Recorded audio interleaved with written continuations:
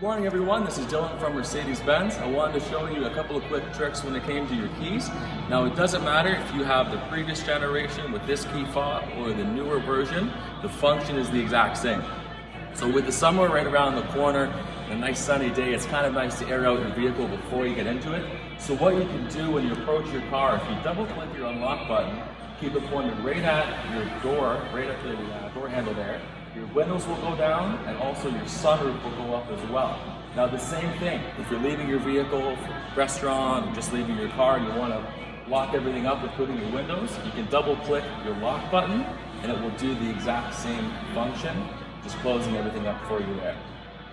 Now one more trick, especially with safety and things like that, if you're getting to your car later on at night, if you'd like to open just your driver's side door, not open every other door on the vehicle, you can do that right through your key. So what you want to do, you want to press and hold your lock button, and you're going to keep it aimed right at your door handle again, and it's going to flash twice.